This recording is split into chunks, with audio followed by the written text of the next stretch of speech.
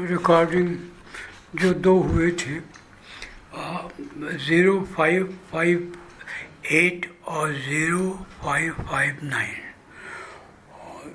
वो पता नहीं कैसे डिलीट हो गया है, लेकिन मैटर लगभग वही है जो कि मैं हम लोग बात करेंगे। ये तो महज तुम्हारे लिए है, इस पर रख सकती हो, लेकिन चैनल में देने के लिए नहीं है।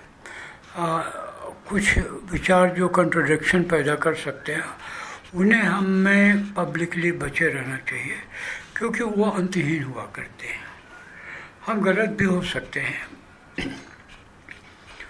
लेकिन जो एनालिसिस या डिस्कशन है वो इम्पार्शियल होना चाहिए, न तो डरना चाहिए, न तो कोई लालच में पड़ना चाहिए, और प्रतीक्षा करनी चाहिए। उस ख्याल से मैं जो स्त्रियों की दशा है, ये परंपरा के हिसाब से या पुराणों के हिसाब से या जो कुछ चला आ रहा है उस पर बातचीत करते हैं। आपने बताया था कि इनको दबाया गया है, अभी तो याद नहीं आ रहा कि मैंने क्या कहा था, लेकिन मैं कुछ उदाहरण दे सकता हूँ कि क्या कारण है दबाने के। कुछ कारण तो उनके दबने के बायोलॉजिकल है, जैसे उनका पीरियड होना जिसमें कि वो काम उस प्रकार से नहीं कर सकती हैं जैसे वो सामान्य रूप से करती हैं, अथवा ये प्रेगनेंसी का टाइम में, या चाइल्ड बर्थ के बाद से, या बच्चे को पालन पोषण करने के हिसाब से। जब तक कि बच्चा 5, 6, 7 का नहीं हो जाता है या आसपास का, तब तक माँ का उत्तरदायित्व कंसेप्शन से लेकर के 5-6 वर्ष तक बच्चे को हो जाने तक उसके ऊपर बड़ा उत्तरदायित्व होता है, जिसका कोई शेयर बहुत कम ही लोग करते हैं या बहुत कारणों से कर भी नहीं सकते हैं। तो इस प्रकार से वो फंस जाती हैं। वो एक काम करने में दूसरी ओर निगलेक्ट ज़रूर होना पड़ेगा, तो बच्चे की सुरक्षा करने में या मातृत्व के लिए या और ये कारणों के शारीरिक कारणों से वो अपनी जगह को छोड़ देती हैं या छोड़ देती आ रही हैं, उनका स्वभाव है, व्यवस्था है या चॉइस है, जो कि पुरुष हथिया लेता है उस जगह को। आप अपने घर में कुछ देर तक नहीं रहिए, आपके गेस्ट आए वो अपने तरफ से रहने लगेंगे, और अगर महीने भर नहीं तो लौटिए तो लगेगा उनका घर है, आपका घर नहीं है। ऐसी स्थिति हुई। वैसे आरंभ में तो मातृ सत्ता ही थी, माता का ही महत्व नहीं था। सभ्यता के आरंभ में माता को ही महत्व अधिक दिया जाता था मानव जाति में। ये समाजशास्त्र का विषय है, हम लोग उतना तो चर्चा नहीं कर सकते हैं, लेकिन कुछ देशों में जैसे नागालैंड में सुना है कि जो मेट्रोमोलर मार्केट में जिसके ज़्यादा बच्चे होते हैं उन नारियों की ज़्यादा श्रेष्ठ मानी जाती है वो मेट्रोमोलर मार्केट में। ऐसे आपके साउथ इंडिया के हैं कि जो प्रॉपर्टी है वो मतलब माँ के पास, माँ की ओर से आती है, वो बाहर ना निकल जाए इसलिए माँ के ही मतलब माँ के भाई से शादी करनी, जैसे भांजी और मामा को शादी करना है कि प्रॉपर्टी नहीं बाहर जाएगी, वो एक फैमिली में ही रह जाएगी। और नागालैंड की ऐसी बात है। तो आर्थिक कारण है ऐसे जो कि भौगोलिक, जो कि उनको श्रेष्ठता दी गई है।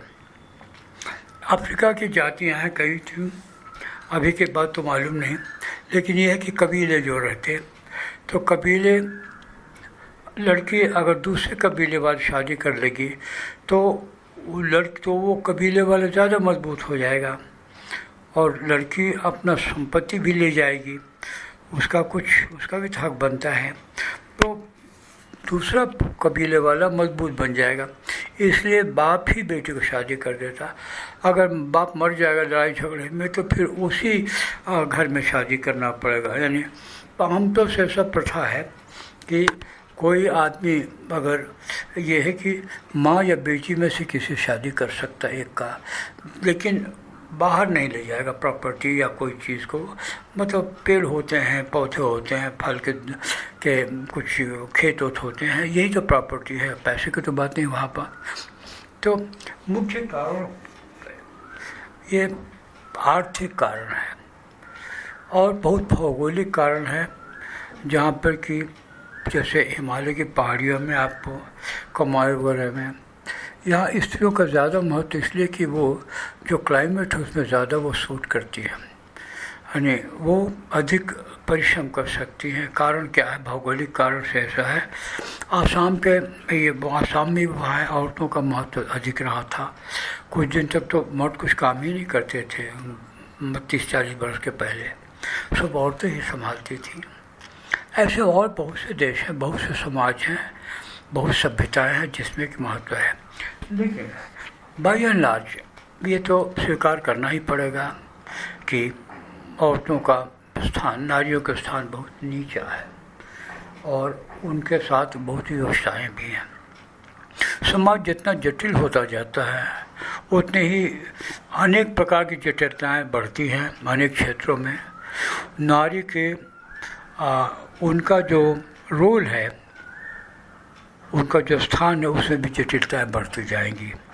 ये तो बढ़ती जाएंगी, जा रही हैं और आगे भी जाएंगी। लेकिन कुछ परंपराएं भी इसमें उनका हाथ है, वो कि आपके विशेषकर धार्मिक परंपराएं या सामाजिक परंपराएं, ये परंपराएं जो नियम बनाए गए वो तो पुरुषों ने बनाए, ये सही है, लेकिन पालन करने का उत्तरदायित्व नारियों पर दिया गया है।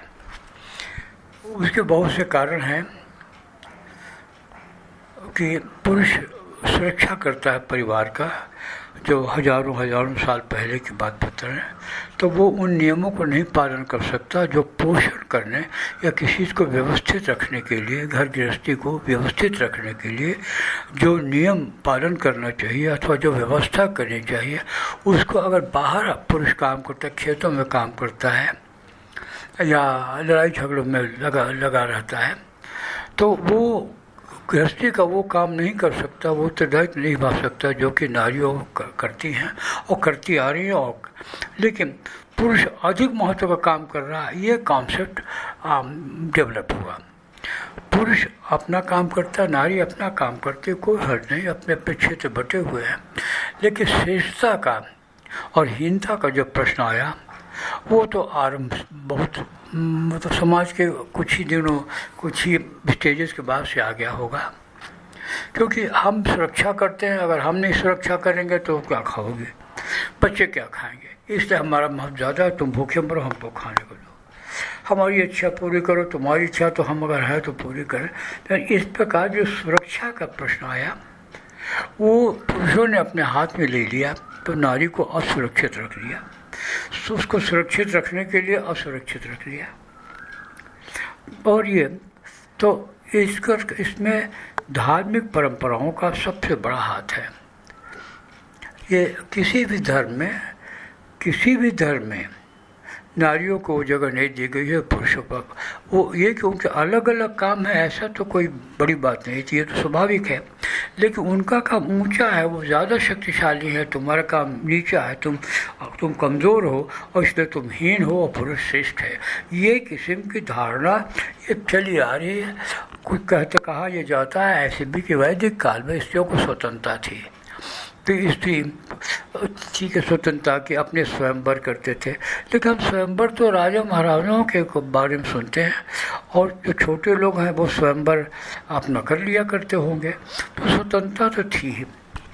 और ऐसी आजकल जैसी गुलामी नहीं थी, लेकिन स्वतंत्रता के मिलते हैं।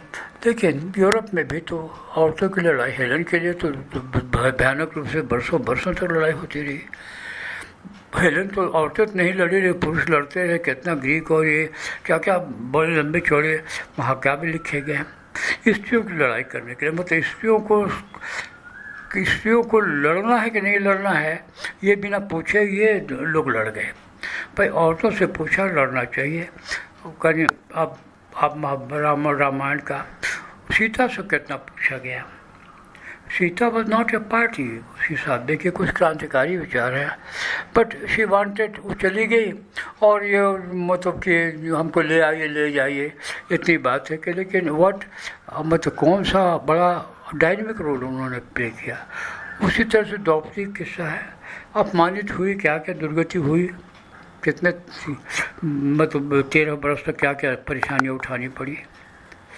लेकिन जो कुछ हुआ उनको पूछा गया द्रौपदी किसी मामले में, जुआ खेलने में या क्या वनवास लेने में या कहीं पर भी जहाँ जहाँ उसके पति करते वहाँ वहाँ वो भी जाती है उनकी रक्षा पर। और तो ये विराट नरेश के यहाँ जो झमेला हुआ उसमें भी उसने अर्जुन और भीम से ही सहायता लिया, अपने से वो कुछ नहीं कर सकती, बोल नहीं सकती, हल्ला नहीं कर सकती थी। और गई दरबार में विराट नरेश से मांगने के लिए सुरक्षा, तो वो चुपचाप मुड़ी लटकाए बैठे थे।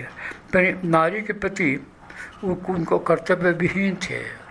तो ये तस्वीर है, कितना सही है कितना गलत है उससे हम नहीं, लेकिन ये तस्वीर है कि नारी आश्रित होकर रह गई। आश्रित हो के कुछ कारण थे, लेकिन जो हमारे परंपराओं जितने डेवलप होते गए नारी उतनी आश्रित होती गई, और आश्रित होना गुलामी के स्तर पर आ गया। और मध्यकाल में तो गुलाम की तरह से ट्रीट की जाती, तुम बाहर नहीं निकलेगी तो ये नहीं करेगी, वो नहीं करेगी तो ये ही करेगी, तुम व्रत करेगी। पुरुष जाके 4 स्त्रियों के साथ संबंध रख सकते, लेकिन नारी एक खिड़की के बाहर देख ली तो उसको मतलब पनिशमेंट है। सब जगह ऐसा हुआ है, यूरोप में भी ऐसा हुआ था। तो इसमें अब इस पर अगर बातचीत करना हो तो कारण को मुख्य रूप से बता दें क्या क्या कारण है।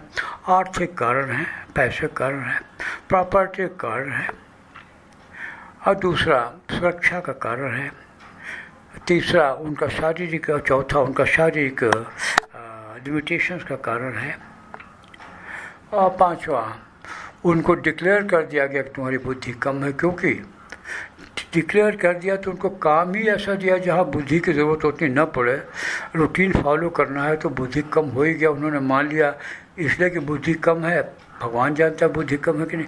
लेकिन जब आपने काम ही नहीं दोगे किसी का तो उसका तो परफॉर्मेंस कम हो ही जाएगा।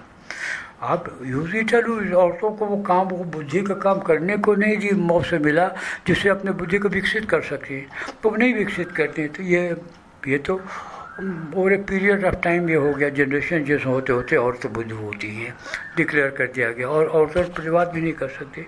मनोविज्ञान के क्षेत्र में भी देखिए, फ्राइड उसकी बेटी भी तो साइकोलॉजिस्ट थी, उसका तो कहीं नाम ही नहीं है। और भी 4-5 लेडी साइकोलॉजिस्ट हो जिनका कंट्रीब्यूशन बहुत ज़्यादा है, लेकिन मर्दों की मजबूरी थी या उनके सलाह मानने वालों की बहादुरी कि उन्होंने उसको रिकगनाइज किया। बस जिसको वाह वाह करो वही बड़ा है, जिसको देख कुछ मत बोलो वो छोटा है या वो नहीं है। ये भी तो मनोवृत्ति होती है। आम जन समूह में तो यही बात हुई ना। पढ़े लिखे लोग नहीं, पढ़े लिखे नहीं, मानसिकता वही होती है। 2 किताब पढ़ने से कोई मानसिकता नहीं बदल जाती मात्र। तो इस प्रकार से सब जगह वही बात होती है।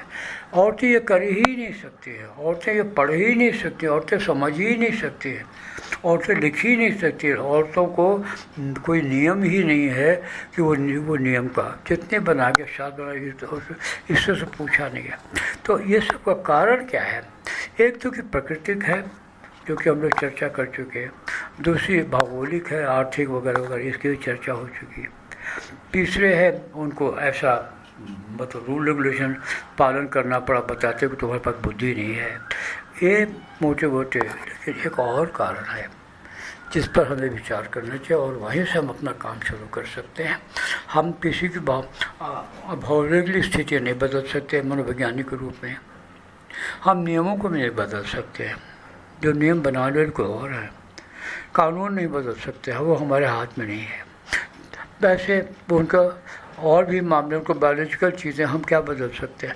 इसलिए हमारे बहुत सीमित दायरे में हमें काम करना है और वो काम हम कर सकते हैं मानसिक स्तर पर।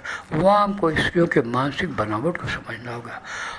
देखिए अनफॉर्चुनेटली स्त्रियों के मानसिक बनावट के बारे में, एक तो कि स्त्रियाँ बहुत कम मनोवैज्ञानिक हुई हैं और उन्होंने काम किया है तो अपने बारे में नहीं काम किया है, जहाँ तक मुझे मालूम है। उनका मन कैसा, उनका स्वभाव कैसा, उनकी इच्छाएँ कैसी, आकांक्षाएँ कैसी हैं, ये नहीं उन्होंने क्षेत्र लिए बच्चे को कैसे पढ़ाओ थोड़ा सा बता दिया। फ्राइड की बेटी बताओ ना पढ़ाती थी, वहीं उसने 2-4 बहुत बड़ी बड़ी बातें एक्सप्लेन कर दी। तो ऐसे बहुत लिमिटेड दायरे में उन्होंने काम किया है उन्होंने नारी हृदय के बारे में, नारी को मानसिक बनावट के बारे में, या उसके जो भीतर में कुछ है उसके बारे में कितनी चर्चा की। न तो पुराणों में है, न तो शास्त्रों में है, और उपनिषद वगैरह तो बहुत ऊँचे दर्जे की बातें करते हैं, वो इसने इस चीज पर कूद रही। और जो पुरुषों के साथ है मानसिक बनावट, वही औरतों के साथ है, ये भी मान लिया आपने, क्योंकि वो भी मनुष्य हैं, आप भी मनुष्य हो, तो मन तो एक ही होता है, इसलिए उनका भाई सब सही बात है। लेकिन बच्चा भी मन, बच्चा भी के पास भी मन है, बुढ़े के पास में, तो दोनों के एक मन बोलिएगा, एक दोनों तो एक है। आप जो समझ है वो फाइनल डिक्लेयर कर दीजिएगा। हम बच्चे को समझते हैं, बुढ़े को समझते हैं, हम अंग्रेज को समझ जैसे हम हिंदुस्तानी को समझते हैं। मन तो सबके पास है, तो वही समझते हैं। आदिम जाति वाले का मन और आधुनिक जाति का मन, मन तो मन है, लेकिन क्या दोनों को मन को आप एक ही तरह समझिएगा। तो ऐसे किस्म से जो नारी के मन के बारे में कुछ चर्चा नहीं हुई है। अभी हम लोग उस पर बात करेंगे आगे।